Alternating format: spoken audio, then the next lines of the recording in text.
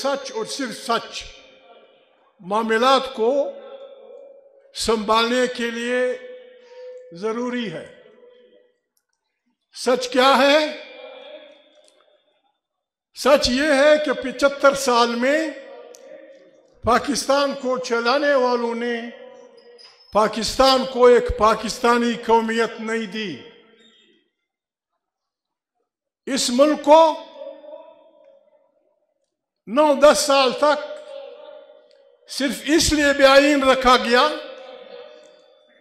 कि पंजाब, बिलखसूस पंजाब की जुडिशरी, इंतजामिया, सियासी लोग, हत्ता अफवाज, उनकी इस गलत सोच ने आइन बनने नहीं दिया कि पंजाब की बड़ी आबादी को कैसे कंट्रोल किया जाए।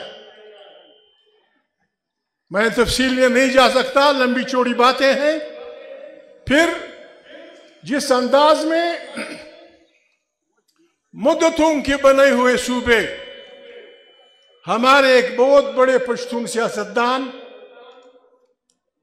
को मामूली मराहत के बदले में सारे सूबे हल करके 1 यूनिट की तश्कील की गई और पैरिसी की बुनियाद पे बंगाल की 54% आबादी और हमारी 46% आबादी की बराबरी का ऐलान किया गया। खालिद शहीद ने सन 56 में अपने बयान में कहा था कि अपनी कौम को दूसरों की बड़ी आबादी से बचाना या उनके मफादात का ख्याल करना, क्या ये अयाशी सिर्फ बंगाल और पंजाब के लिए होनी चाहिए थी? या हम गरीब कौमियतों का भी कुछ होना होगा? पाकिस्तान अपनी बदतरीन बुरानों में मुब्तला है। पाकिस्तान के इस बुरान से निकलने का वाहिद रास्ता ये है, हमारी तरबियत ही ऐसी हुई है, बाढ़ में जाए इलेक्शन, बाढ़ में जाए कौमी असेंबली, बाढ़ में जाए सेनेट, बाढ़ में जाए सूबाई असेंबली, हमें एक ऐसा पाकिस्तान चाहिए जिसमें इंसाफ का बोलबाला होगा, जिसमें मुतफ़िका आईन की बालादस्ती होगी, जिसमें मुंतखब पार्लियामेंट ताकत का सरचश्मा होगी और जो पॉलिसियां बैरूनी वो अंदरूनी वो पार्लियामेंट से बनाई जाएंगी। हमें इसलिए बुरा भला कहा जा रहा है कि हम पागल नहीं हैं। मियां नवाज शरीफ, मैं माफी चाहता हूं, बड़ी मुश्किल से एक तंजीम बनी थी जिस पे पाकिस्तान की तमाम बड़ी तस्वीरें दस्तखत किए थे। वो पता नहीं क्यों इमरान की दुश्मनी में इस हद तक चली गई कि उसका एक लीडर कहता है कि मैं 30 साल से एस्टेब्लिशमेंट की चांद आंख का तारा हूं। शर्म की बात है, शर्म की बात है। एक ऐसा आदमी जिसने पीडीएम के इलानामे पे दस्तखत किए हैं और उसका तीसरा या चौथा नुक्ता यह है कि अफवाज पाकिस्तान जिस तरह दुनिया में तमाम अफवाज सियासत से दूर रखी गई हैं, हमारी अफवाज भी दूर रहेंगी। मैं क्या करूं, दोस्त हैं सारे। पश्तूनख्वा मीडिया पार्टी ने और कोई कमाल नहीं किया। हमने जब मियां मोहम्मद नवाज शरीफ एक गलत रास्ते पे थे, जमहूरी अंदाज में जब एक गलत रास्ते पे थे और उन्होंने इस्लामी जमहूरिया इत्तेहाद, जिसमें हमारे बलूचिस्तान और पश्तूनख्वा वतन के बड़े बड़े अकाबरीन सारे शामिल थे, हम पार्लियामेंट में नहीं थे। बेनजीर की हुकूमत के खिलाफ उन्होंने IGI बनाई तो पश्तूनख्वा मीडिया पार्टी वाहिद पार्टी थी जिसने मियां नवाज शरीफ और IGI के बड़े बड़े अकाबरीन, जिनमें पश्तून लीडर भी थे, बलोच भी थे, सिंधी भी थे, हमने काले झंडों से उसका इस्तकबाल किया था। हमारी दुश्मनी नहीं थी, ना इजाजती, ना नवाज शरीफ से, ना किसी और से। हमें यह मुल्क अजीज है, हमें यह मुल्क अजीज है। इसकी सरजमीन में हमारी मसाजिद हैं। इसके एक बहुत बड़े हिस्से पे पश्तून अपनी आबाई जिंदगी पे अपनी इफ्तिखार रिवायत के साथ जिंदगी गुजार रहा है। हमने कभी ये गड़बड़ नहीं की। हमने उस फौज को पाकिस्तान का फौज कहा जो पंजाब के 4 जिलों की फौज है। हमने कभी ऐसी बात नहीं की। हमें अंग्रेजों के वक्त से लेके फिर पाकिस्तान में हमारे अकाबरीन को सिर्फ इसलिए जेलों में रखा गया कि उन्होंने कहा कि हर आदमी का वोट होगा। या एफसीआर था, या एफसीआर था, यहां कोई माई कलाल बोल नहीं सकता था।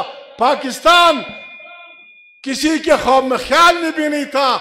1929 में अब्दुल समद चिकज़ई वो अपने आप को एक बेवा का यतीम बच्चा कहता था। उसने किसी यूनिवर्सिटी में तालीम हासिल नहीं की थी। वो बड़े दीनी आलिमों की सरबराही में, की रहबरी में अपने घर में इस सियासी वो फला फूसा था। उसने कभी किसी सियासी जमात की न देखा था किसी पार्टी को, न किसी लीडर से मुलाकात की थी। वो अपनी संदेश में लिखते हैं कि जब मैं घर की जिम्मेदारियों से आया और यहाँ फिरा इलाकों में, मैंने पश्तूनों में जो बर्बादी देखी, जो मुश्किलात देखी, मैं जाती तौर पे इस नतीजे पे पहुंचा कि पश्तूनों की या बलोचों की या हमारे हिंदुस्तान के अवाम की बर्बादी की वजह खारिजी हुक्मरानी है। और मैंने अपने साथ 2 वादे किए कि इस सरकार की मैंने नौकरी नहीं करनी और अपने सियासी मकासद के लिए खान अब्दुल समद खान चिकज़ई के सियासत के 3 बड़े वो थे।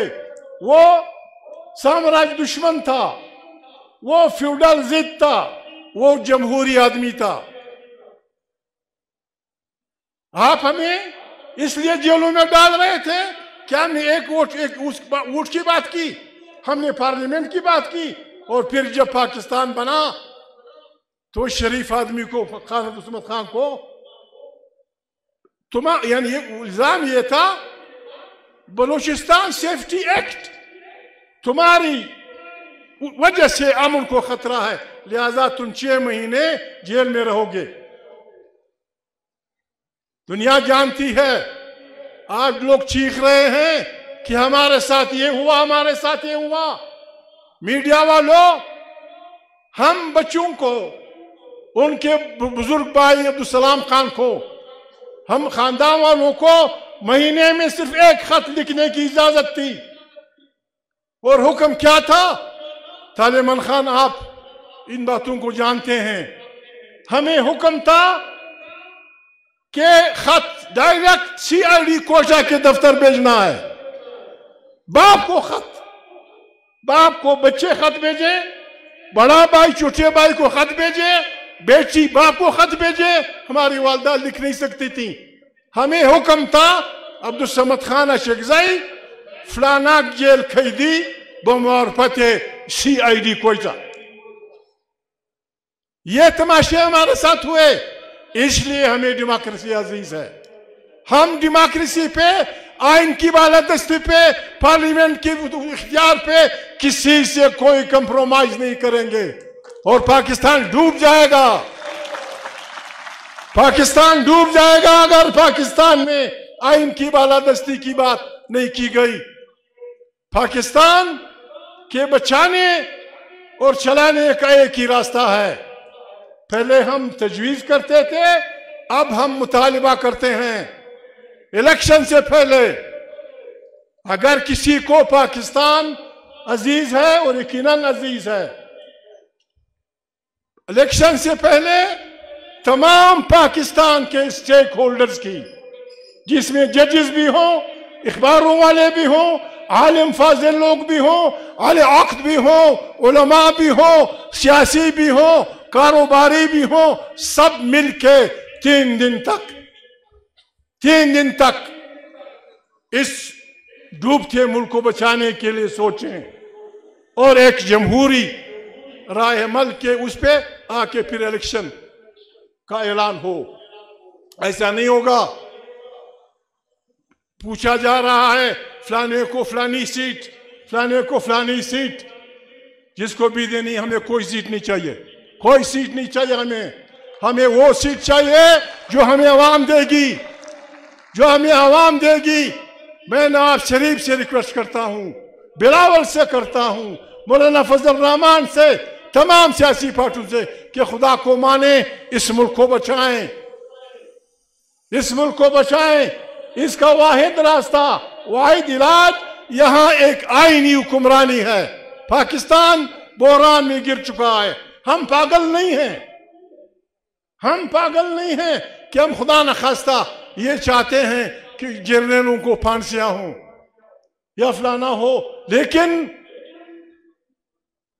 तमाम पार्टियों को, जमीयत उलमा इस्लाम मेरी सबसे नजदीक पार्टी है, फजल रहमान की, मुस्लिम लीग, पीपल पार्टी, जो जमहूरी पार्टियां हैं, उन्होंने आवाम के साथ ये वादा करना होगा कि जिन जजों ने पहले मरहला से लेकर आखिरी मरहला तक सिर्फ आइन की तहफ़्फ़ुज़ की खातिर अपनी नौकरियों को ठोकर मारी या उनको वहां से निकाला गया, ये पार्टियां वादा करें कि जब भी पार्लियामेंट बनेगी ये मुश्तरका रेजोल्यूशन पेश करेंगी कि जो जज अयूबी मरहला, दूसरा मरहला, तीसरा मरहला, चौथा मरहला, जो जज निकाले गए हैं उनको हीरोज ऑफ डेमोक्रेसी, आइन के हीरोज डिक्लेयर किया जाए और उनके बच्चों को वो तमाम मराद दी जाए जो उनसे छीनी गई हैं।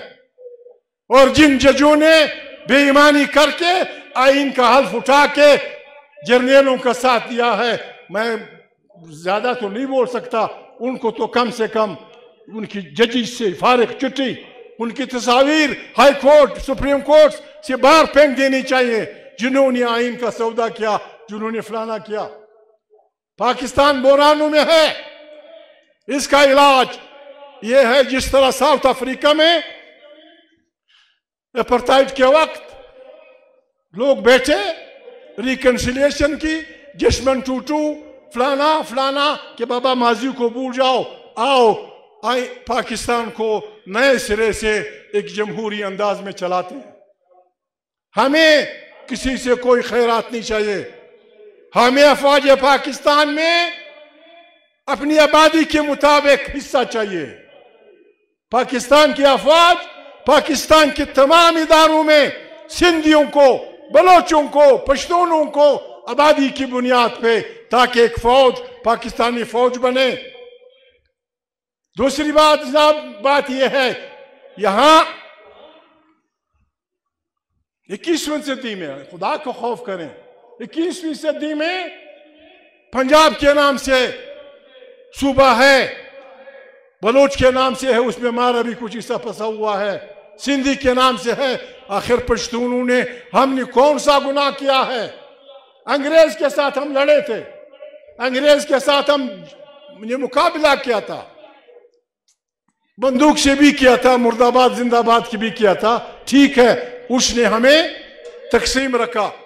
मौजूदा पाकिस्तान क्यों 75 साल से हमें तकसीम रख रहा है? जब यूनिट बन रहा था, मियांवाली और अचक बन्नू का हिस्सा थे। क्या मियांवाली के नमक के जखीरों पे आपकी नजर है?